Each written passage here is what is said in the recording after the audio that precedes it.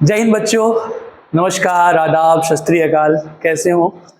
चलिए, तो आज हम लोग मेजर टेस्ट 5 का सॉल्यूशन वीडियो देखने वाले हैं। ठीक है, स्टार्ट करते हैं। सेक्शन ए क्वेश्चन बोल रहा है which of the following option represent the correct bond order. ठीक है बेटा, ऐसे सवाल को आप लोग हालांकि कॉन्सेप्चुअली भी आप लोग करते ही होंगे, पर शॉर्ट में आप लोगों को पता है कि हमको पता है कि अगर किसी के पास 14 इलेक्ट्रॉन होते हैं, इलेक्ट्रॉन्स कितने होते हैं 14 अगर होते हैं, तो उनका बॉन्ड ऑर्डर कितना होता है 3। लेकिन अगर इलेक्ट्रॉन को कम करते जाए यहाँ से, बढ़ाते जाए यहाँ से या कम करते जाए, तो जो बॉन्ड ऑर्डर है वो 0.5 से कम होते जाता है ना। जैसे अगर मैंने 15 इलेक्ट्रॉन लिया तो बॉन्ड ऑर्डर हो जाएगा, ठीक है, 0.5 कम करेंगे तो ये हो जाएगा 2.5। अगर इलेक्ट्रॉन कितने हो जाएंगे 16 हो जाएंगे तो बॉन्ड ऑर्डर हो जाएगा 2.0। या 14 से इलेक्ट्रॉन कम करते हैं, 13 अगर है, अगेन यहाँ पर 0.5 कम होता है, ये हो जाता है 2.5। या अगर हम लोग 12 कर दे तो अगेन 0.5 कम हो जाता है 2.0। तो आप लोग को ये चीजें पता ही होंगी ट्रिक। अगर नहीं पता हो तो अभी फिर से ध्यान में रख लेना कि अगर 14 इलेक्ट्रॉन किसके लिए होता है बेटा, N2 का होता है, ठीक है ना। तो इसका बॉन्ड ऑर्डर जो होता है 3, N ट्रिपल बॉन्ड N। आपको ये तो याद ही होगा कि N2 में जो बॉन्ड ऑर्डर होता है वो 3 होता है और 14 इलेक्ट्रॉन होते हैं, तो कम ज्यादा करने पर 0.5 का डिफरेंस आता है। बस इसी बात का ही आप फायदा उठाकर सीधा आप आंसर ला सकते हो, ठीक है ना। तो यहाँ पर अगर हम लोग देखें तो क्या क्या दिया हुआ है बेटा, एक तो दिया हुआ है O2 देकर रखा है, एक O2 माइनस देकर रखा है और एक O2 प्लस देकर रखा है। नंबर ऑफ इलेक्ट्रॉन देख लो, O2 का इलेक्ट्रॉन कितना हो गया बेटा, तो 8 और 8 16। यहाँ पर क्या हो जाएगा 8 और 8 16 और -1 हो गया है, तो ये 17 इलेक्ट्रॉन हो गया बेटा। ये हो गया 8 और 8 16 और एक इलेक्ट्रॉन निकल गया तो ये 15। तो देखिए 15 का जो है उसका जो बॉन्ड ऑर्डर होगा वो होगा 2.5, ठीक है ना। और अगर 16 हो जाएगा तो 2.0 हो जाएगा, ठीक है। और अगर 17 है तो ये 17 का जो हो जाएगा बेटा, ये तो और भी कम हो जाएगा 1.5। मतलब सबसे ज्यादा 15 इलेक्ट्रॉन का होगा, मतलब O2 प्लस का कौन सा ऑर्डर बताना है, हाँ, तो ये O2 प्लस का सबसे ज्यादा होगा, देन O2 का होगा, देन O2 माइनस का होगा। तो इस तरीके से आप इसका आंसर फास्ट निकाल सकते हैं। और नहीं तो बेटा आप लोग को तो वो जो MOT का जो डायग्राम, एनर्जी लेवल डायग्राम है, उसके थ्रू भी आप कर सकते थे। तो अभी तो मैं फास्ट करना सिखाया, तो इस तरीके से बॉन्ड ऑर्डर का ये आंसर आया, ठीक है। अगला सवाल है among the following the aromatic compound is, ठीक है। इसमें से एरोमेटिक कंपाउंड कौन सा है बेटा, तो आपको पता है 3 कंडीशन होनी चाहिए कि कंपाउंड क्या होना चाहिए, साइक्लिक होना चाहिए और साथ में प्लेनर होना चाहिए। दूसरा, उसमें साइक्लिक रेजोनेंस हो, साइक्लिक क्या हो, रेजोनेंस हो। हर एक कार्बन या तो sp2 हो, रिंग का हर एक कार्बन या तो sp2 हो या sp हो, ठीक है ना। तो ये आप नहीं देखोगे तो कम से कम ये देख लेना कि साइक्लिक रेजोनेंस होना चाहिए। और साथ में बेटा कि उसमें रिंग के अंदर जो पाई इलेक्ट्रॉन्स होंगे बेटा वो आपको कितने होने चाहिए, वो 4n+2 के बराबर होना चाहिए। तो अब आप देखो सबसे पहले साइक्लिक रेजोनेंस किसमें हो रहा है, सारे के सारे साइक्लिक तो है ही है, इसमें भी साइक्लिक रेजोनेंस हो रहा है। Positive single double, double single double, double single positive, resonance का कंडीशन आपको मालूम है। यहाँ पर भी अगर देखें तो साइक्लिक रेजोनेंस इसमें भी हो रहा है, negative single double, double single negative, cyclic resonance इसमें भी हो रहा है। यहाँ पर देखिए double single double, double single double, यहाँ पर भी साइक्लिक रेजोनेंस हो रहा है। यहाँ पर positive single double, double single positive, ये भी कॉन्जुगेशन आप जानते हैं बेटा कि जब जब होगा कॉन्जुगेशन तब तब होता है रेजोनेंस। तो रेजोनेंस तो सब कर रहे हैं, मतलब साइक्लिक भी है, रेजोनेंस भी है। क्या पाई इलेक्ट्रॉन्स 4n+2 है क्या, देखते हैं इसमें पाई इलेक्ट्रॉन्स कितने हैं। इसमें जो पाई इलेक्ट्रॉन्स कितने हैं बेटा, तो पाई इलेक्ट्रॉन्स जो है कितने हैं, ये 2 और ये 2 4, ठीक है ना। तो यहाँ पर अगर मैं बोलूँ पाई इलेक्ट्रॉन्स, अगर देखो अगर मैं n की वैल्यू 0 पुट करता हूँ, n की वैल्यू अगर मैं 0 पुट करता हूँ तो पाई इलेक्ट्रॉन्स मुझे कितने मिलेंगे, 2 मिलेंगे। अगर n की वैल्यू मैं 1 पुट करता हूँ तो मुझे कितने मिलेंगे, 6 मिलेंगे। और अगर n की वैल्यू मैं 2 पुट करता हूँ तो मुझे कितने मिलेंगे, n की वैल्यू 2 पुट करता हूँ तो मुझे मिलेंगे पाई इलेक्ट्रॉन्स कितने, 10। तो अब आप देख पा रहे होगे कि पाई इलेक्ट्रॉन्स या तो 2 मिलना चाहिए, तो 6 मिलना चाहिए, तो 10 मिलना चाहिए, ठीक है। आपको एक कंपाउंड और पता होगा एंटी एरोमेटिक। एंटी एरोमेटिक में उसका जो कंडीशन होता है, अगेन ये दोनों कंडीशन सेम होते हैं, पर पाई इलेक्ट्रॉन्स कितने होने चाहिए, उसमें पाई इलेक्ट्रॉन होना चाहिए 4n होना चाहिए, ठीक है ना। जहाँ पे n की वैल्यू अगर मैं 1 पुट करूं, 0 तो पुट कर नहीं सकते क्योंकि पूरी वैल्यू ही 0 हो जाएगी। n की वैल्यू अगर मैं 1 पुट करूं, ठीक है, तब यहाँ पे कितने हो जाएंगे पाई इलेक्ट्रॉन्स 4, n की वैल्यू 2 पुट करूंगा तो ये 8। तो ये जो कंडीशन है ना, ये एंटी एरोमेटिक का है, ये कंडीशन वो एरोमेटिक है। और पूछा क्या है आपसे, एरोमेटिक कंपाउंड। तो आप देख पा रहे हैं पाई इलेक्ट्रॉन यहाँ पर 4 है, इसका मतलब ये एरोमेटिक नहीं बल्कि ये एंटी एरोमेटिक है, ये एंटी एरोमेटिक है।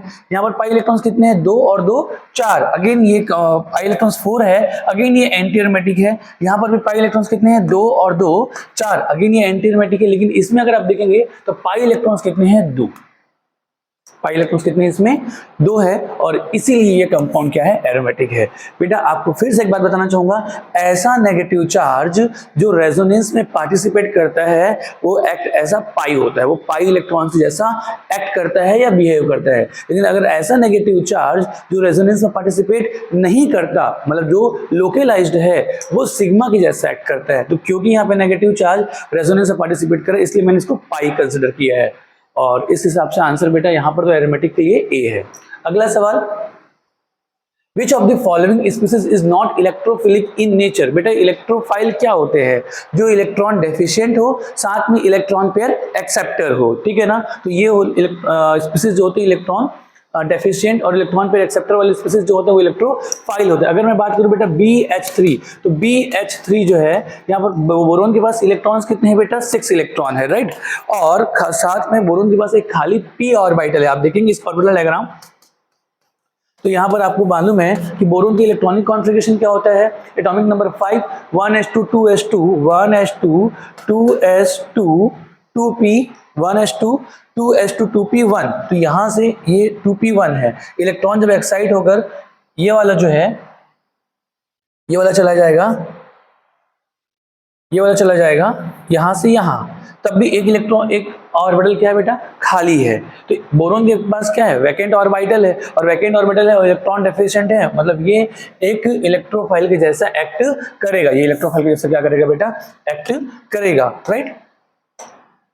ये इलेक्ट्रोफाइल है। साथ में बेटा अगर मैं NO2+ की बात करूं, अगेन NO2+ जो है ना, ये इलेक्ट्रॉन डेफिशिएंट स्पीसीज है, इलेक्ट्रॉन डेफिशिएंट स्पीसीज है, साथ में इलेक्ट्रॉन पेयर एक्सेप्टर, ये भी एक इलेक्ट्रोफाइल है। Cl+, ये भी इलेक्ट्रॉन डेफिशिएंट है, ठीक है ना, पॉजिटिव चार्ज है ही, इलेक्ट्रॉन इन सबके पास बेटा अगर हम लोग देखें ये सब के सब इलेक्ट्रॉन पेयर एक्सेप्ट कर सकते हैं। नाइट्रोजन ने कैसे किया, इसने एक इलेक्ट्रॉन जो डोनेट किया था ना, तो उसकी वजह से आपको वैकेंट ऑर्बिटल मिला था, तो वहां पे एक्सेप्ट कर सकता है। क्लोरीन के पास तो वैकेंट ऑर्बिटल है ही, ठीक है ना, वैकेंट तो वैसे ही पूरा प्रेजेंट होता है। लेकिन अगर हम लोग H3O+ की बात करें तो वाटर जो है ये भले पॉजिटिव स्पीसीज है पर ये इलेक्ट्रोफाइल नहीं है, ध्यान रखेंगे ये इलेक्ट्रोफाइल नहीं है। आपको मालूम है कि H3O+ का फॉर्मेशन कैसे होता है, ये वाटर हो गया बेटा, ये वाटर हो गया, और यहाँ पर आसपास कहीं H+ पड़ा था तो इसने अपने इलेक्ट्रॉन पर डोनेट कर दिया, शेयर कर दिया। तो शेयर करने की वजह से यहाँ पर ओवरऑल क्या बना है, पॉजिटिव स्पीसीज आया है, पॉजिटिव चार्ज आया है, और तो ये इलेक्ट्रॉन डेफिशिएंट तो है नहीं पहली बात, साथ में इसके पास वैकेंट ऑर्बिटल भी नहीं था जहाँ पे वो इलेक्ट्रॉन पर क्या कर पाता, एक्सेप्ट कर पाता, इसलिए H3O+ जो है ये इलेक्ट्रोफाइल नहीं है। बच्चों एक बार फिर से बता दूं, जनरली एक लाइन बोली जाती है कि जनरली पॉजिटिव स्पीसीज जो होते हैं वो इलेक्ट्रोफाइल होते हैं, लेकिन प्लीज ध्यान रखेंगे हर पॉजिटिव स्पीसीज इलेक्ट्रोफाइल नहीं होता। फॉर एग्जांपल H3O+, ये इलेक्ट्रोफाइल नहीं है, ये इसकी जगह पे अगर आपको साथ में NH4+ भी देता तो ये भी पॉजिटिव तो है पर ये इलेक्ट्रोफाइल नहीं है। ये दोनों बहुत इंपॉर्टेंट है, ध्यान रखेंगे। इसके अलावा कभी आपको सोडियम+ दे दिया बेटा या पोटेशियम+ दे दिया, ये भी पॉजिटिव स्पीसीज है पर अगेन ये इलेक्ट्रोफाइल नहीं है क्योंकि इलेक्ट्रॉन पर एक्सेप्ट नहीं करते, तो ध्यान रखना। तो और न्यूट्रल स्पीसीज, ऐसे न्यूट्रल स्पीसीज जो इलेक्ट्रॉन डेफिशिएंट हो और साथ में इलेक्ट्रॉन पेयर एक्सेप्टर हो, वो भी इलेक्ट्रोफाइल हो सकते हैं। जैसे बेटा ये इलेक्ट्रॉन डेफिशिएंट है और इलेक्ट्रॉन पेयर एक्सेप्टर है तो ये इलेक्ट्रोफाइल है। इसके अलावा ZnCl2 बेटा इलेक्ट्रॉन डेफिशिएंट है, इलेक्ट्रॉन पेयर एक्सेप्टर है, तो ये भी एक इलेक्ट्रोफाइल है। AlCl3 इलेक्ट्रॉन डेफिशिएंट है, इलेक्ट्रॉन पेयर एक्सेप्टर है, ये भी इलेक्ट्रोफाइल है। तो ये तीनों की तीनों इलेक्ट्रोफाइल है पर ये इलेक्ट्रोफाइल नहीं है। पॉजिटिव चार्ज तो रखा है पर ये इलेक्ट्रोफाइल नहीं है। IUPAC नेम ऑफ ये कंपाउंड, बेटा ये तो बहुत ही सिंपल सा कंपाउंड है, ये आप इसको ओपन करेंगे तो लाइक इस तरीके से हो जाएगा। CHOCH में 2 CH3 हैं, आप इसमें पेरेंट कार्बन चेन आप ये बनाओगे 1 2 3, तो क्या नाम हो जाएगा बेटा 2 मिथाइल प्रोपेनल। कहाँ लिखा हुआ है 2, पहला ही ऑप्शन है 2 मिथाइल प्रोपेनल, ठीक है ना, ये हो गया। अगला सवाल हम देखें, बोल रहा कि इसके में A और B के बीच में क्या रिश्ता है। तो ए और बी के बीच में बेटा ये देखो, ये आप ध्यान से देखेंगे यहाँ पे 1 कार्बन, 2 कार्बन और ये 3 कार्बन, तीसरे कार्बन पे OH है, 1 2 3। बेटा इतना ओपन करने की जरूरत नहीं है आपको ना पेपर में, मैं तो समझाने के लिए इसको ओपन कर रहा हूँ, ठीक है। यहाँ पर भी 3 कार्बन, 1 2 3 और ये OH है, आपको तो इसी में ही करना रहेगा। तो अब हम देखें बेटा, तो ये क्या क्या हो सकता है, चेन आइसोमर्स हो सकता है क्या, नहीं, चेन आइसोमर्स में पेरेंट कार्बन चेन की साइज डिफरेंट होनी चाहिए, यहाँ पर तो क्या है बेटा, पेरेंट कार्बन चेन की साइज सेम है। फंक्शनल आइसोमर्स होगा क्या, ये भी नहीं होगा, क्यों, क्योंकि यहाँ पे फंक्शनल ग्रुप क्या है, सेम है। मेटामर्स होगा क्या, नहीं, मेटामर्स तो यार पॉलीवेलेंट फंक्शनल ग्रुप शो करते हैं, जैसे डाईवेलेंट या ट्राईवेलेंट ईथर हो गया, ठीक है ना, जिसमें दोनों साइड के एल्काइल ग्रुप का या किसी भी एक साइड के एल्काइल ग्रुप का नेचर ही चेंज हो जाता है। सॉरी, तो मेटामर्स भी नहीं होगा। पोजिशनल आइसोमर्स की अगर हम लोग बात करें तो ये पोजिशनल आइसोमर्स ये है, ठीक है ना, क्योंकि यहाँ पर OH का पोजीशन पहले नंबर 1 पे है और यहाँ पे नंबर 2 पे है, ठीक है ना। थोड़ा सा पानी पी लेते हैं।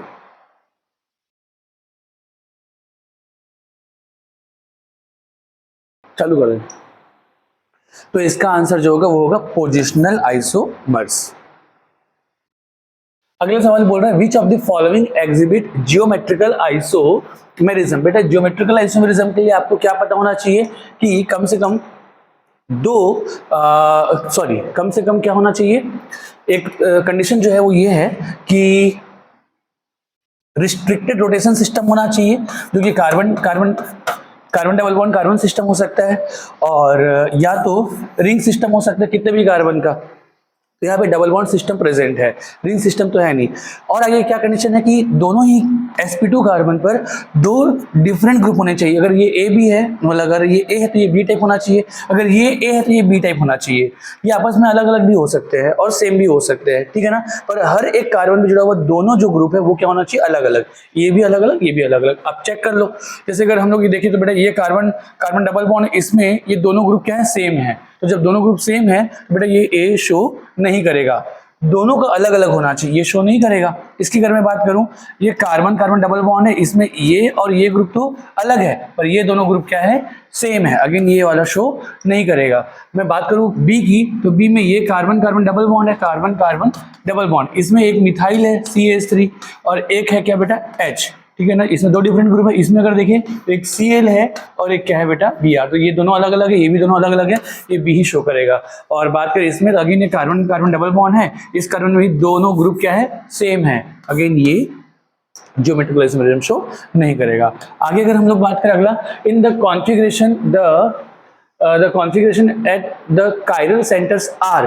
बेटा जो कायरल सेंटर है कौन कौन से है, एक कायरल सेंटर ये है और एक कायरल सेंटर ये है, इसमें आपको RS कॉन्फ़िगरेशन बताना है। तो चलिए देखते हैं हम लोग। तो सबसे पहले हम क्या करते हैं बेटा कि किसी भी कायरल कार्बन के अलोंग उससे जुड़े हुए जो चारों ग्रुप होंगे उसको नंबरिंग प्रोवाइड करेंगे अकॉर्डिंग टू CIP। और CIP रूल क्या कहते हैं, पहला रूल एटॉमिक नंबर के डायरेक्टली प्रोपोर्शनल जो होता है वो प्रायोरिटी, तो यहाँ पर ऑक्सीजन का एटॉमिक नंबर सबसे ज्यादा, तो ये नंबर 1 हो जाएगा। नंबर 2 हम क्या लेंगे बेटा, इस कार्बन से जुड़ा हुआ एक ये कार्बन है और एक ये कार्बन है, दोनों कार्बन क्या है, कॉमन है, तो गो फॉर सेकंड, ठीक है ना। तो अगला आइटम देखेंगे तो यहाँ से अगला आइटम हाइड्रोजन है, यहाँ से अगला आइटम क्या है, क्लोरीन है, तो इसकी प्रायोरिटी ज्यादा हो जाएगी, तो ये 1 हो जाएगा, ये 2 हो जाएगा, ये 3 हो जाएगा और ये 4 हो जाएगा।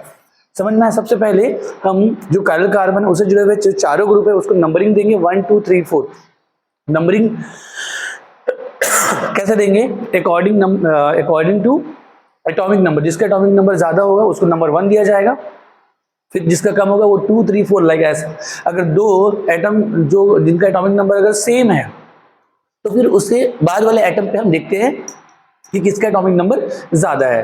तो उस तरीके से हमने यहाँ पे नंबरिंग कर ली। नंबरिंग करने के बाद हम देखते हैं कि एरो पुट करते हैं। एरो कैसे पुट करेंगे, 1 से 2 और 2 से 3। नंबर 4 को हाइड करके 1 से यहाँ 2 चले गए और 2 से 3, तो नंबर 4 को हाइड कर दिया, ठीक है ना, और 1 से 2 2 से 3 चले गए। देन इसके बाद हम क्या चेक करते हैं कि नंबर 4 कहाँ पर है। अगर नंबर 4 वर्टिकल लाइन पे है तो हम लोग जनरल रूल अप्लाई करते हैं, और अगर हॉरिजॉन्टल लाइन पे है तो हम रिवर्स द आंसर वाला रूल अप्लाई करते हैं। क्या है जनरल रूल, अगर जो क्लॉकवाइज एरो मिल गया तो ये जनरल रूल जो होता है क्लॉकवाइज मतलब R और एंटी क्लॉकवाइज मतलब S, और रिवर्स द आंसर वाला रूल क्या होता है कि अगर नंबर 4 हॉरिजॉन्टल लाइन में तो रिवर्स द आंसर कि जो क्लॉकवाइज है उसका मतलब तो R तो होता है पर इसको रिवर्स कर देंगे R हो जाएगा S, और एंटी क्लॉकवाइज का मतलब S तो होता है, ये तो जनरल रूल है, लेकिन रिवर्स कर देंगे S हो जाएगा R, बस इतनी सी बात है। तो यहाँ पे H जो है नंबर 4 जो है वो किस में है, हॉरिजॉन्टल लाइन पे है, और जब हॉरिजॉन्टल लाइन पे है तो हम रिवर्स यहाँ से अप्लाई करेंगे। ये क्या दिख रहा है, एंटी क्लॉकवाइज, एंटी क्लॉकवाइज मतलब S है, लेकिन S का रिवर्स कर देंगे तो ये आ जाएगा R, मतलब ये वाला जो है ये होगा R, राइट। और हम अब इसमें भी अगर करें तो ये काइरल कार्बन हो गया बेटा, इसमें नंबर 1 देंगे हम लोग किसको, Cl को, नंबर 2 देंगे हम ऊपर को, नंबर 2 जो देंगे हम लोग ये ले लेते हैं कलर, ये हो जाएगा नंबर 1, नंबर 2 देंगे ऊपर, क्यों, क्योंकि बेटा क्लोरीन के एटॉमिक नंबर सबसे ज्यादा। फिर उसके बाद फिर हम देखेंगे ये भी कार्बन ये भी कार्बन, दोनों कॉमन है, तो कॉमन है तो अगला आइटम देखेंगे इसमें हाइड्रोजन है लेकिन इधर से ऑक्सीजन है, तो ये नंबर 2 ऊपर को मिल जाएगा, नंबर 3 ये मिल जाएगा, नंबर 4 ये। अगेन देखिए नंबर 4 हॉरिजॉन्टल लाइन में है, एरो पुट करेंगे 1 से 2 एंड 2 से 3, ठीक है। अगेन आप देख पा रहे हैं कि ये अगेन आपको मिल रहा है एंटी क्लॉकवाइज, और एंटी क्लॉकवाइज अगर है तो यहाँ पर एंटी क्लॉकवाइज का मतलब S होता है, लेकिन नंबर 4 हॉरिजॉन्टल लाइन में होने की वजह से S को रिवर्स कर देंगे और ये हो जाएगा R, मतलब इस कार्बन का R है, ठीक है ना। अब देख लो ये कार्बन कौन सा है, मुझे बताओ। यहाँ पर IUPAC में जो नंबरिंग करते हैं पैरेंट कार्बन चेन जब बनाकर, तो नंबरिंग ऊपर से नीचे करेंगे कि नीचे से ऊपर करेंगे, ऊपर से नीचे करेंगे, क्योंकि ये फंक्शनल ग्रुप है, इसको लोवेस्ट नंबर मिले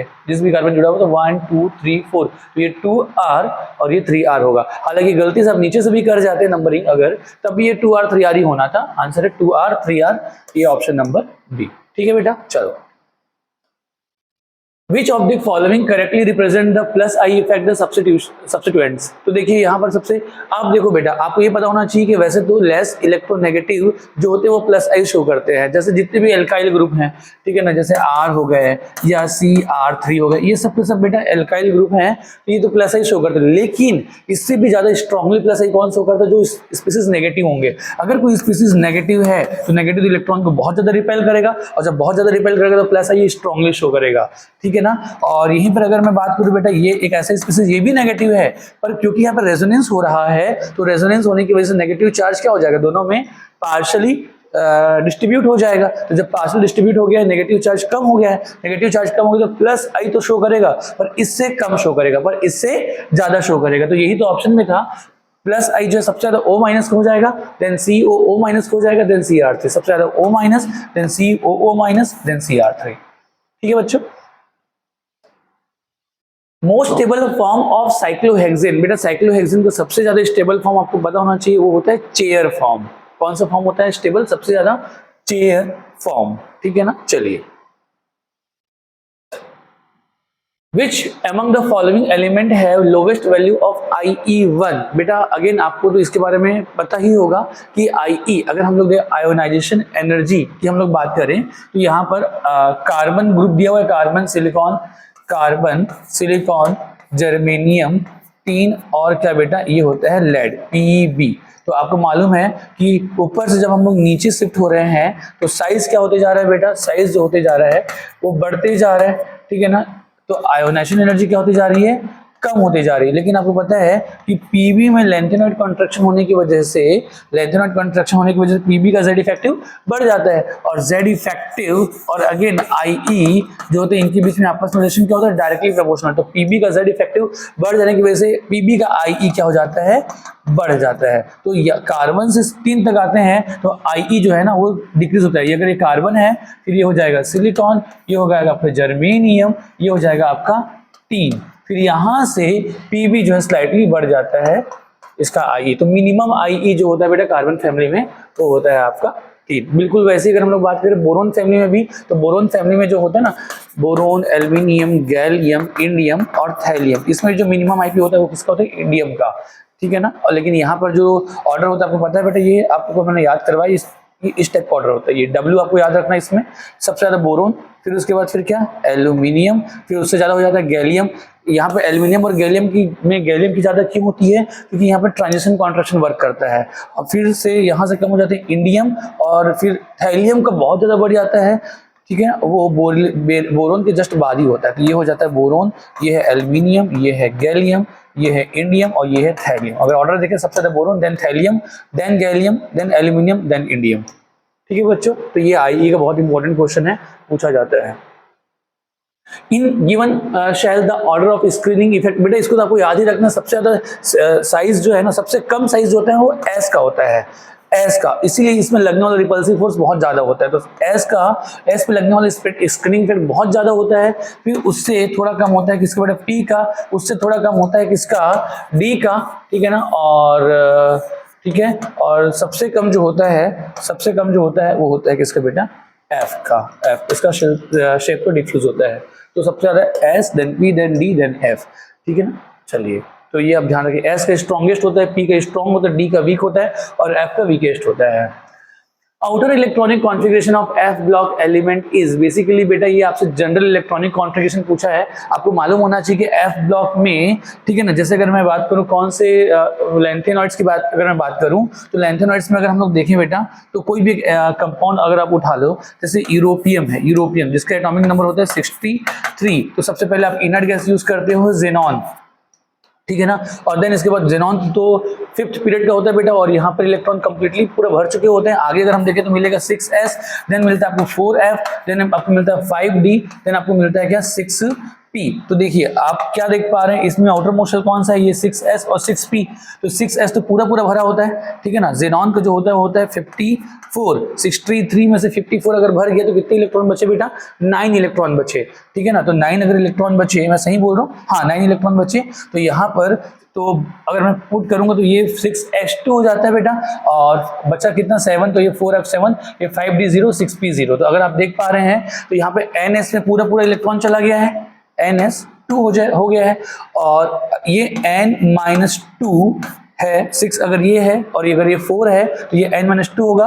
n-2 में इलेक्ट्रॉन कितना है, अभी 7 है, और 7 है मतलब ये 0, मतलब ये जो है देख लेते हैं, और ये n-1d है। तो यहाँ पर अब देखो तो क्या होता है, यूरोपियम में 4f में इलेक्ट्रॉन गया है पर 5d में इलेक्ट्रॉन अभी नहीं गया है। लेकिन अगर हम लोग बात करें गैडोलिनियम की, तो यूरोपियम के बाद जो गैडोलिनियम आता है वहां पर, ठीक है ना, गैडोलिनियम वहां पर क्या होता है, ये 64 जो होता है ना एटॉमिक नंबर, तो यहाँ पर एक इलेक्ट्रॉन बढ़ गया, तो एक इलेक्ट्रॉन 4f में बढ़ जाएगा, तो वो 4f8 होना चाहिए, पर वो 4f8 जो है वो इनकम्प्लीट कॉन्फ़िगरेशन हो जाता है, जिसकी वजह से वो उसको हाफ फिल्ड बनाने के लिए एक इलेक्ट्रॉन यहाँ से यहाँ चला जाता है। तो एफ ब्लॉक में कई बार ये एक्सेप्शन होता है कि 4f हाफ फिल्ड या फुल फिल्ड कॉन्फ़िगरेशन अटेंड करने के लिए अपना एक इलेक्ट्रॉन 5d में भेज देता है।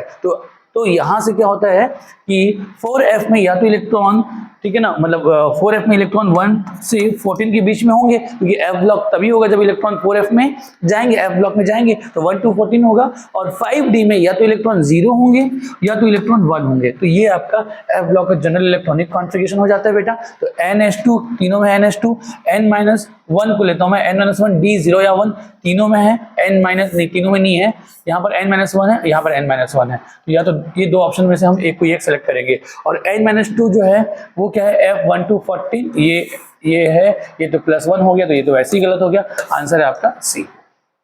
तो मैंने आपको इलेक्ट्रॉनिक कॉन्फ़िगरेशन जो निकाला वो एग्जांपल से आपको समझाया, ठीक है, इसको रटना नहीं है। चलिए, which of the following has largest bond angle, तो बेटा सबसे पहले आप इन सब का क्या निकालो, हाइब्रिडेशन निकालो और देन बॉन्ड एंगल निकाल लेना। जैसे NO2, बेटा मैं कुछ का तो आप लोगों को याद दिलाना चाहूंगा, NO2 में ये जो फ्री इलेक्ट्रॉन है ना, ये भी हाइब्रिडेशन में पार्टिसिपेट करता है, और इसका जो बॉन्ड एंगल होता है वो 132 होता है। ये तो आप एकदम याद कर लेना भैया, ठीक है ना। NO2 के special case free electron hybridisation में पार्टिसिपेट नहीं करता, पर NO2 के केस में करता है, 132 होता है बेटा इसका बॉन्ड एंगल। NO2 प्लस का अगर हम लोग देखें बेटा, तो ये तो लीनियर होता है, NO2 जो है ना, ये NO2 जो होता है, NO2 प्लस, ये तो लीनियर होता है, और लीनियर है तो इसका बॉन्ड एंगल जो है 180 डिग्री होता है बेटा। sp हाइब्रिडाइज्ड होता है तो ये 180 डिग्री होता है। NO2 माइनस की अगर हम लोग निकाले तो बेटा नेगेटिव चार्ज को मैंने आप लोगों को सिखाया था निकालना कैसे करते हैं, जितना नेगेटिव चार्ज उतने को सेंटर टर्म से डायरेक्टली जोड़ दो, और देन फिर चेक करो इसका ऑक्टेट। तो अगर ऑक्टेट इनकम्प्लीट है तो अगले ऑक्सीजन को हम लोग क्या करते हैं, डबल बॉन्ड से जोड़ते हैं। अगर ऑक्टेट कंप्लीट होता तो हम कोऑर्डिनेट बॉन्ड से जोड़ते हैं। तो चलिए बेटा, यहाँ पे दोनों ऑक्सीजन तो यूज हो चुके हैं। NO3 माइनस का अगर हम लोग देखें तो अगेन एक नेगेटिव है, डायरेक्टली हमने जोड़ दिया। ऑक्टेट हमने चेक करा, ऑक्टेट इनकम्प्लीट है, अगेन अगला ऑक्सीजन को हम लोग क्या करेंगे, डबल बॉन्ड जोड़ देंगे। फिर से ऑक्टेट चेक करा, अब ऑक्टेट क्या हो गया, कंप्लीट, 2 2 4 2 6 2 8। अब अगर ऑक्टेट कंप्लीट हो गया है, एक ऑक्सीजन और बचा है, तो उसको हम किससे जोड़ देंगे, कोऑर्डिनेट बॉन्ड से हम लोग जोड़ देंगे। इस तरीके से हमने डिटेल में बात की है बेटा कि किस तरीके से हम किसी भी कंपाउंड के स्ट्रक्चर बनाते हैं या किसी ऑक्सी एनायन के स्ट्रक्चर बनाते हैं, ये हमने देख रखा है। अब आप देखेंगे इसका हाइब्रिडेशन निकालो बेटा, तो यहाँ पर हो जाएगा 1 सिग्मा हो गया, 2 सिग्मा हो गया और एक लोन पेयर हो गया। अगेन ये sp2 होगा, 2 और 1 3 sp2 होगा। और अगर sp2 है तो यहाँ पर आपको पता है कि इसका bond angle less than 120 degree होगा। और यहाँ पर तो ये पूरा sp2 sigma sigma sigma 3 sigma sp2 है, तो इसका बॉन्ड एंगल तो कितना होता है बेटा 120 डिग्री। तो आप देख पा रहे हैं सबसे ज्यादा जो बॉन्ड एंगल है वो किसका है, NO2 प्लस का है, कितना 180 डिग्री। चंगा, अगर मैं इसमें डिक्रीजिंग ऑर्डर आपसे पूछ देता तो सबसे ज्यादा आपका हो जाता है NO2 प्लस का, देन इसके बाद फिर किसका हो जाता, देन इसके बाद फिर आपका होता है NO2 का, और देन फिर अब किसका होता है बेटा NO3 माइनस का, और सबसे कम होता है आपका NO2 माइनस का, क्योंकि लेस देन 120 डिग्री है। ठीक है, चलिए अगला सवाल, the D orbital involve in sp3d। बेटा ये आपको बहुत अच्छे से ध्यान रखना है, sp3d में ये जो d होता है ना, ये dz² का होता है। जबकि अगर हम लोग बात करें dsp2 में, तो dsp2 में ये जो d होता है ना, ये होता है आपको कौन सा, dx² y²। ये दो क्वेश्चन बहुत पूछते हैं, या तो आपसे sp3d पूछेगा या तो आपसे dsp2 पूछेगा। तो sp3d का जो d है वो dz² है। The pair of species having identical shape for molecules of both species। बेटा कौन से दोनों स्पीसीज के जो शेप है वो एक जैसा है, आइसो स्ट्रक्चर है। हम देखते हैं जैसे जेनॉन F2, तो सबका सबसे पहले क्या निकाले बेटा, हाइब्रिडेशन, और वहां से निकाले शेप। ठीक है ना, आप दोनों का हाइब्रिडेशन सेम है ये चेक नहीं करना है, शेप सेम है कि नहीं है वो चेक करना है। हाइब्रिडेशन अलग अलग हो सकता है, शेप का सेम होना जरूरी है। तो जैसे जेनॉन F2, बेटा आपको पता है जेनॉन में वैलेंस इलेक्ट्रॉन 8 है, फ्लोरीन कितने हैं 2, तो ये 2 फ्लोरीन है, ये 2 फ्लोरीन है।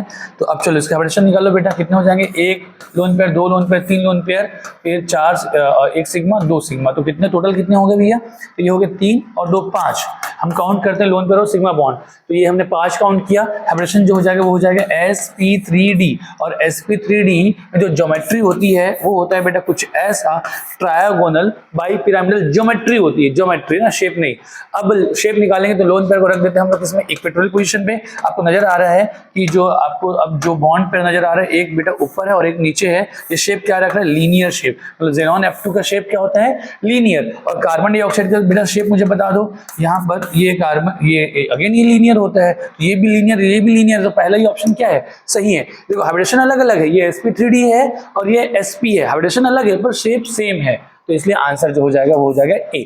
बाकी को आप क्रॉस चेक करो बेटा कि सेम है कि नहीं है। जैसे BF3 का ये होता है sp2 और ट्रायगोनल प्लेनर। ट्रायगोनल क्या होता है बेटा, प्लेनर। लेकिन PCl3 का होता है sp3 और शेप जो होता है PCl3 का वो होता है पिरामिडल। ठीक है ना, क्योंकि यहाँ पर फॉस्फोरस के पास एक लोन पेयर होता है लाइक ऐसा, तो ये पिरामिड शेप रखता है बेटा। तो ये ट्रायंगुलर प्लेनर है और ये पिरामिडल है। तो क्या ये आइसो स्ट्रक्चर है क्या, नहीं। इसके हमने बहुत सारे क्वेश्चन कर रखे हैं, आपको मालूम होगा क्लास में। तो ये तो आंसर गलत हो गया। PF5 और PCl5 में देखा है बेटा, तो PF5 में इसका जो हाइब्रिडेशन जो हो जाएगा वो हो जाएगा sp3d, और शेप जो हो जाएगा यही वाला शेप हो जाएगा बेटा, जो इसकी ज्योमेट्री होगी वही उसका शेप होगा, क्या, ट्रायगोनल बाई पिरामिडल। जबकि IF5 में क्या हो जाएगा, एक लोन पेयर है और एक लोन पेयर है, तो इसका हाइब्रिडेशन हो जाएगा sp3d2। और जब sp3d2 हो जाएगा बेटा और एक लोन पेयर अगर है, ये हो जाएगा आपका sp3d2 का जो ज्योमेट्री ये हो जाएगा, लोन पेयर को हम लोग यहाँ पे रखेंगे। ठीक है ना, और बाकी फ्लोरीन तो बेटा ये इस तरीके से होगा। तो इसका जो शेप होगा और बीच में आयोडीन होगा, इसका जो शेप होगा वो होगा स्क्वायर पिरामिडल। तो इसका शेप है स्क्वायर पिरामिडल, इसका शेप है ट्रायगोनल बाई पिरामिडल। क्या ये आइसोस्ट्रक्चरल है, नहीं है। वैसे आप ये देख लो CF4, यहाँ पर sp3 है, सारे के सारे बॉन्ड पेयर है, ये sp3 टेट्राहेड्रल हो जाएगा। ये SF4 है, इसमें एक लोन पेयर है, ये sp3 4 और 1 5 है, 4 और 1 5 है, sp3d होगा। और इसका जो शेप हो जाएगा वो हो जाएगा पाई शेप, मतलब ये डिस्टॉर्टेड टेट्राहेड्रल है और ये टेट्राहेड्रल है। तो दोनों शेप अगेन सेम है क्या, नहीं। ये है डिस्टॉर्टेड टेट्राहेड्रल, ये है टेट्राहेड्रल, ये भी जो है आइसोस्ट्रक्चरल नहीं है। ये पाई शेप है, ये टेट्राहेड्रल है। चलिए, तो इसका सही आंसर आपको समझ में आ गया होगा, ये A. The most stable complex among the following is, बेटा मोस्ट स्टेबल कॉम्प्लेक्स मैंने आप लोग बताया था कि सबसे, जब भी आप ये देखें तो कि कॉम्प्लेक्स की स्टेबिलिटी आप देखें लाइगेंड्स और उस लाइगेंड्स का क्या डेंटिसिटी, या फिर आप देख सकते हैं चिलेटिंग लाइगेंड कौन है, या चिलेशन जितना ज्यादा होगा स्टेबिलिटी उतनी ज्यादा होगी। सबसे ज्यादा आपको देखना है क्या कि कितना ज्यादा वो चिलेटिंग लाइगेंड है कि नहीं है, और वो कितना ज्यादा चिलेशन करता है। तो नंबर ऑफ चिलेशन जितना ज्यादा होगा स्टेबिलिटी उतनी ज्यादा होगी। आप चिलेशन नहीं समझ पा रहे, आप डेंटिसिटी, जितना ज्यादा वो डेंटिसिटी रखता होगा उसकी स्टेबिलिटी उतनी ज्यादा होगी। सबसे पहले अपन ये देखते हैं। सेकंड, अगर इससे आंसर अगर नहीं आ रहा है तब फिर हम लोग देखते हैं स्ट्रेंथ ऑफ लाइगेंड की, कौन स्ट्रॉन्ग लाइगेंड है और कौन वीक लाइगेंड है। अगर इससे भी आंसर अगर नहीं आ रहा होता है तब हम देखते हैं बेटा चार्ज ऑफ मेटल। समझ पा रहे हो क्या कि मेटल पे चार्ज किसका ज्यादा है। तो चलिए, तो यहाँ पर हम देख पा रहे हैं, देखिए ये C2O4 ये तो वैसे भी वीक लाइगेंड है, ये स्ट्रॉन्ग लाइगेंड है, बाइडेंटेड लाइगेंड है, ठीक है ना। ये अमोनिया स्ट्रॉन्ग लाइगेंड है, ये EDT है भाई, ये चिलेटिंग लाइगेंड है और डेंटिसिटी होती है 6। तो सबसे ज्यादा डेंटिसिटी रखता है ये क्या बेटा, ये 6 रखता है, हेक्साडेंटेड है और इसीलिए सबसे स्टेबल कॉम्प्लेक्स है। अगर मैं इसके बाद अगर मैं बात करूँ तो फिर ये B होगा, फिर समझ पा रहे हो क्या, फिर ये C होगा, फिर ये A होगा, ठीक है। तो आंसर यहाँ पर हो जाएगा D। अगला सवाल, the hybridisation of central metal ion and shape of Wilkinson's catalyst. बेटा विल्किंसंस कैटलिस्ट क्या होता है, तो ये होता है RHCl PP S3 का होल थ्राइस, लाइक ये होता है ना बेटा। रोडियम होता है इसमें और ट्राइफिनाइल फॉस्फीन होता है बेटा 3, और एक क्लोरीन होता है। अब आप देखो रोडियम जो है ना बेटा, ये कौन से पीरियड का है, अगर मैं बात करूं तो कोबाल्ट, रोडियम और इरिडियम बेटा ये फोर्थ का, ये फिफ्थ का है। तो आपको मालूम है ये फोर्थ, ये फिफ्थ और ये सिक्स्थ। तो या अगर मैं अगर 3D में बोलूँ तो 3D है, ये 4D है और ये 5D है। आपको मैं बताना चाहूंगा कि 4D और 5D के जो स्पीसीज होते हैं ना, ये इनर ऑर्बिटल कॉम्प्लेक्स बनाते हैं। इसका कोऑर्डिनेशन नंबर कितना है, 4 है बेटा, ये 3 और 1 4 है, और ये इनर ऑर्बिटल जब होगा तो ये जो होंगे ना ये DsP2 बनाएंगे। इसका जो हाइब्रिडेशन जो होगा वो DsP2 होगा, मतलब ये स्क्वायर प्लेनर होगा और DsP2 होगा। आंसर A है। 4D और 5D के जितने भी स्पीसीज होते हैं ये इनर ऑर्बिटल कॉम्प्लेक्स बनाते हैं, ठीक है।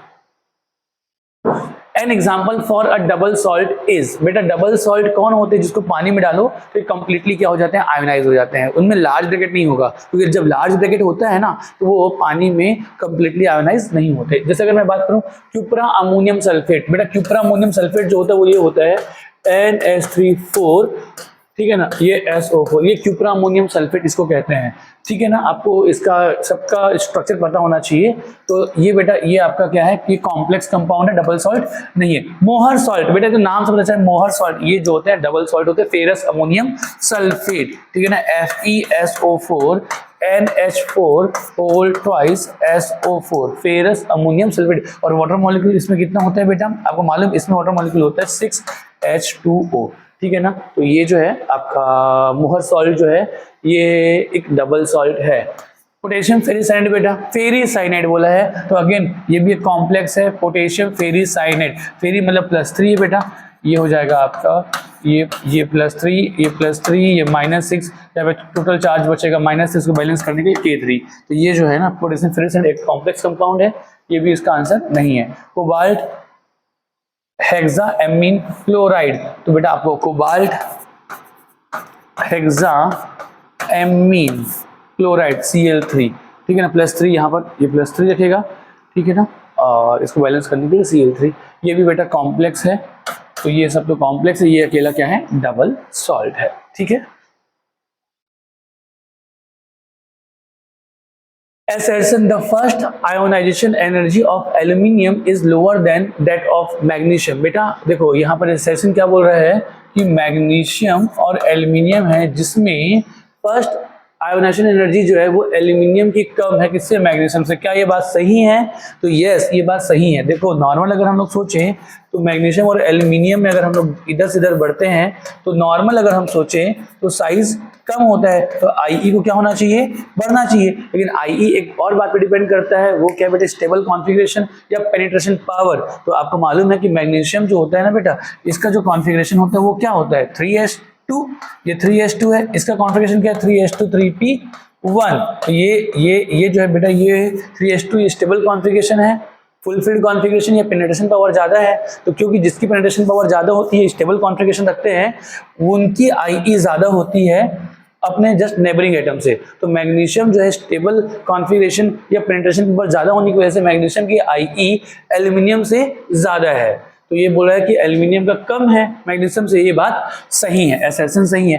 रीजन क्या बोल रहा है बेटा, क्या the ionic radius of aluminium is smaller than that of magnesium. Yes, aluminium का एटॉमिक रेडियस जो है वो मैग्नीशियम से कम है, ये बात सही है। पर क्या ये इसका रीजन है? नहीं, ये इसका रीजन नहीं है। रीजन ये है कि मैग्नीशियम की पेनिट्रेशन पावर ज्यादा होती है, या आप बोल सकते हैं कि स्टेबल कॉन्फ़िगरेशन रखता है 3s2, इसकी वजह से मैग्नीशियम की IE ज्यादा। तो स्टेटमेंट तो दोनों सही है, पर ये इसका एक्सप्लेनेशन सही नहीं है। तो इसका आंसर क्या जाएगा? Both the assertion and reason are true but the reason is not the correct explanation of assertion, option number B. ठीक है बच्चों, अगला सवाल, द फर्स्ट, वही सवाल है क्या?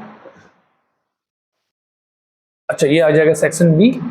और अब mesotartaric acid is optically inactive due to the presence of, बेटा मेसोटार्ट्रिक एसिड, मेसोटार्ट्रिक एसिड क्या होता है? COOH, COOH, ये OH, OH, H, H। तो आप यहाँ पर देख पा रहे हैं बेटा कि ये भी कैरल कार्बन है, ये भी कैरल कार्बन है। अगर इसका कॉन्फ़िगरेशन जैसे अगर हम निकालें 1, 2 और ये 3, ठीक है, एंटी क्लॉकवाइज S और रिवर्स हो जाएगा, ये R है और इसका निकलेगा S।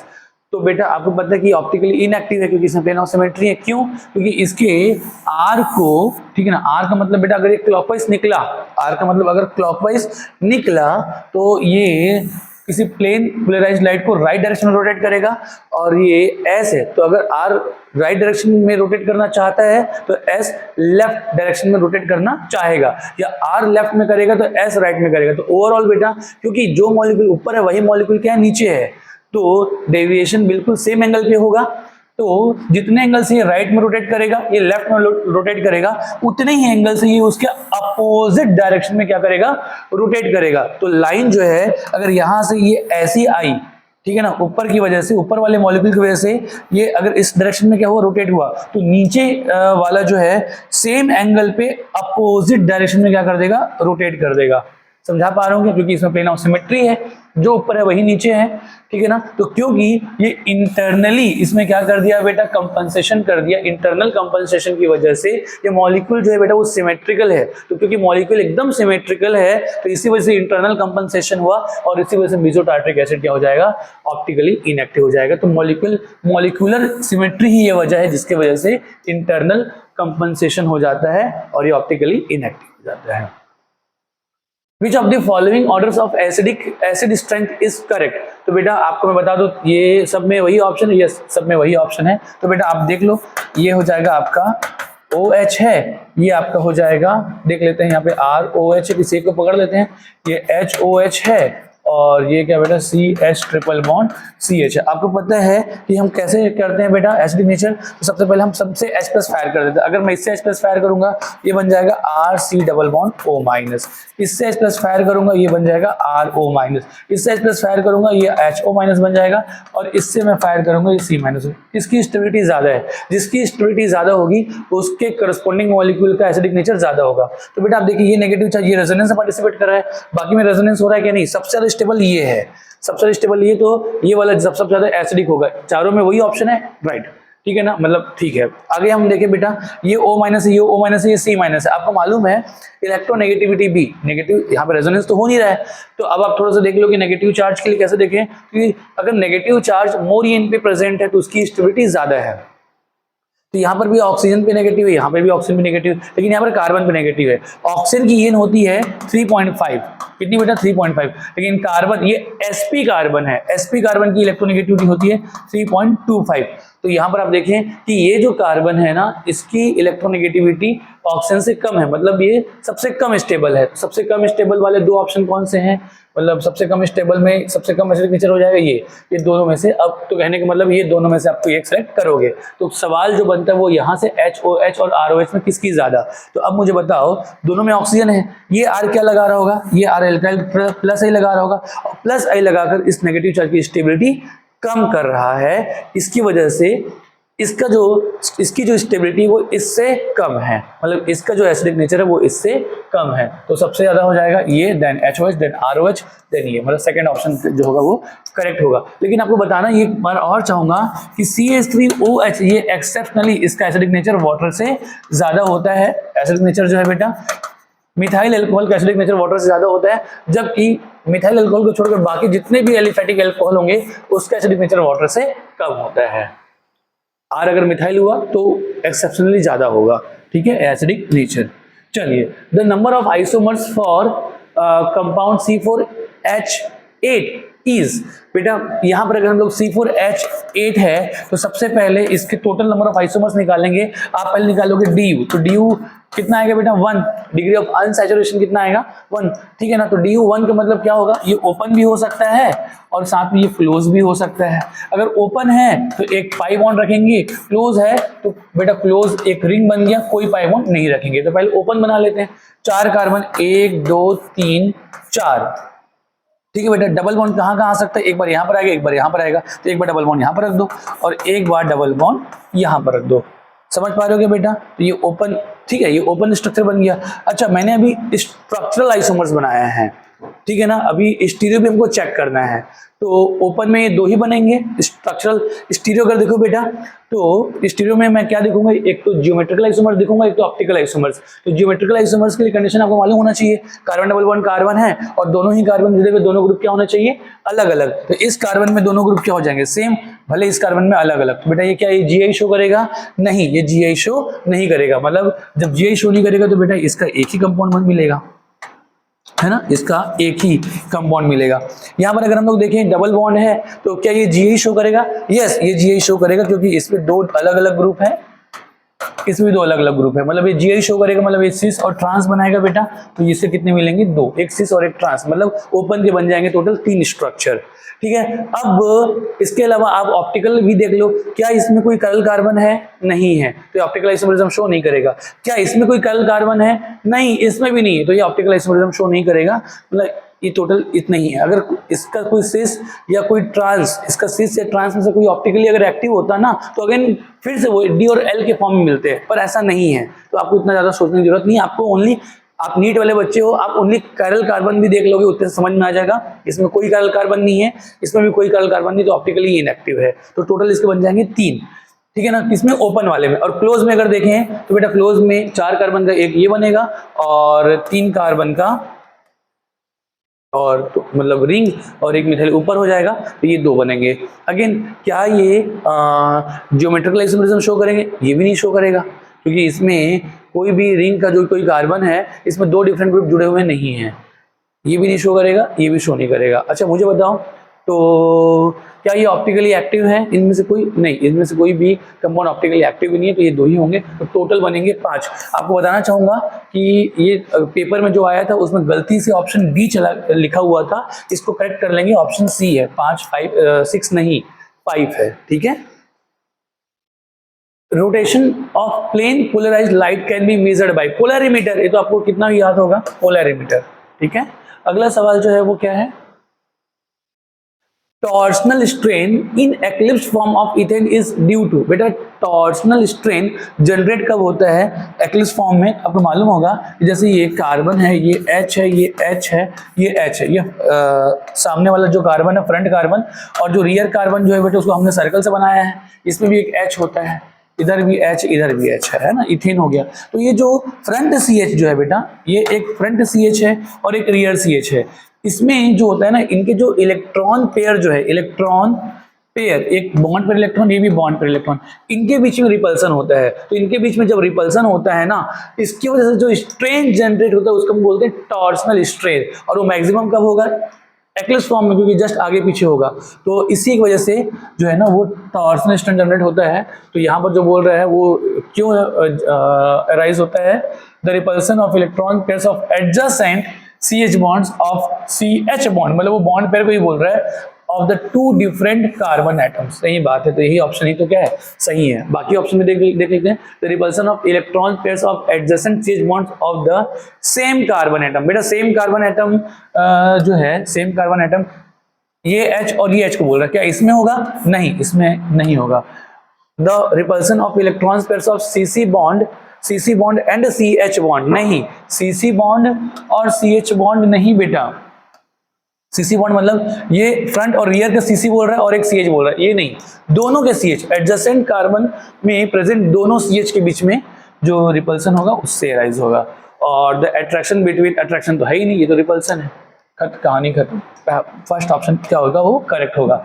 अगला सवाल अगर हम लोग देखें बेटा, which of the following oxides is the most basic, ठीक है ना। आपको मालूम बेटा क्या क्या दिया हुआ है, ये सोडियम है, यहाँ पर है आपका एल्यूमिनियम है, ये सिलिकॉन है, ठीक है ना, और आगे आपको दे दिया है सल्फर, ठीक है ना। आपको मालूम है यहाँ पर मैग्नीशियम आता है, sodium, magnesium, aluminium, silicon, phosphorus, sulphur. बेटा इधर से जब इधर जाते हैं तो ऑक्साइड का जो नेचर है ना वो बेसिक से एसिडिक होता है। जैसे ये अगर मैं बोलूँ ये Na2 है, ये सबसे ज्यादा बेसिक है, Na2 सबसे ज्यादा बेसिक है। देन फिर बेटा MgO है, Al2O3 बेटा ये तो एम्फोटेरिक होता है, फिर SiO2 ये एसिडिक होता है, P2O5 अगेन ये एसिडिक होता है, SO2 ये भी। इधर से इधर जाते हैं ना तो एसिडिक नेचर बढ़ता है, तो ये सबसे ज्यादा स्ट्रॉन्ग बेसिक कौन होगा, Na2O, ठीक है बेटा, ये स्ट्रॉन्ग बेसिक है। The hybridisation of the central atom in ICl2 plus, बेटा ICl2 प्लस है तो आयोडीन में टोटल इलेक्ट्रॉन कितने हैं भैया, 7 इलेक्ट्रॉन, प्लस चार्ज एक इलेक्ट्रॉन क्या हो गया, रिलीज हो गया। क्लोरीन कितने हैं, 2, एक और एक, 2 क्लोरीन है। चलो अब निकाला हाइब्रिडेशन, तो कितने सिग्मा, कितने लोन पेयर, 2 लोन पेयर और 2 सिग्मा, तो कितने हो जाएंगे टोटल, 4 हो जाएगा। 4 मतलब क्या हो जाएगा, sp3, सही option, option number D. Next बोल रहे थे types of bond present in N2O5, बेटा N2O5 का स्ट्रक्चर आपको मालूम होना चाहिए। तो N2O5 जो होता है ना, यहाँ पर सबसे पहले आपको पता है NO2 का स्ट्रक्चर आपको मालूम होना चाहिए, ये होता है NO2, ये NO2 है बेटा, एक फ्री इलेक्ट्रॉन जो होता है ना, V शेप होता है, यहाँ पर 120 डिग्री का बॉन्ड एंगल होता है। और एक और क्या कर लो बेटा, NO2, ये एक और NO2, तो ये जो है ना ये भी NO2 है, तो ये 2 NO2 रख लेंगे, आपस में जोड़ देंगे तो ये बन जाएगा N2O4 बन जाएगा, ये N2O4 है, राइट। और बीच में ऑक्सीजन लगा दोगे मिटाकर, ये वाला बॉन्ड को तोड़कर, ये बन जाएगा N2O5। आपको स्ट्रक्चर बनाना सिखाया, NO2 से N2O4 बनाए, N2O4 से N2O5 बनाए। अब देखो इसमें क्या क्या बॉन्ड प्रेजेंट है, एक तो कोऑर्डिनेट है और बाकी सारे, मतलब 2 कोऑर्डिनेट है और बाकी सारे क्या, कोवैलेंट, मतलब कोवैलेंट एंड कोऑर्डिनेट दोनों बॉन्ड इसमें प्रेजेंट है। अगला देखें NiCO4 the oxidation state of निकल, बेटा मेटल कार्बोनिल में मेटल का ऑक्सीडेशन स्टेट हमेशा 0 होता है, ठीक है ना, जब तक उसमें बताया गया नहीं। अभी इसमें कुछ भी नहीं है बेटा, आप 0 ही लेके चलेंगे आंसर भी। अगर गलती से कभी इसके ऊपर चार्ज रख दिया ना, प्लस या माइनस, तब फिर हमको कंसिडर करना पड़ेगा, लेकिन कुछ भी नहीं है। आप ध्यान रखें मेटल कार्बोनिल में मेटल का ऑक्सीडेशन स्टेट हमेशा 0 होगा। पूछा है अमंग द, जो कोई ऑक्साइड दिया हुआ है इसमें करेक्ट ऑर्डर फॉर एसिडिक, बेटा ये क्वेश्चन तो हमने अभी कर रखा है। एल्यूमिनियम के बाद सिलिकॉन, फास्फोरस, सल्फर, बेटा ये तो लाइन से दिया हुआ है, एल्यूमिनियम, सिलिकॉन, फास्फोरस, सल्फर, इधर से इधर जा रहे हैं, एसिडिक नेचर बढ़ते जा रहे हैं, सबसे ज्यादा हो जाएगा SO2, then P2O3, then SiO2, then ये ऑप्शन सही है, ठीक है बेटा, हो गया। तो ये वीडियो जो है मेजर टेस्ट नंबर 5 का ये यहाँ पे कंप्लीट होता है। अगली बार हम लोग मेजर टेस्ट 6 का वीडियो सॉल्यूशन देखेंगे, ठीक है। Thank you so much.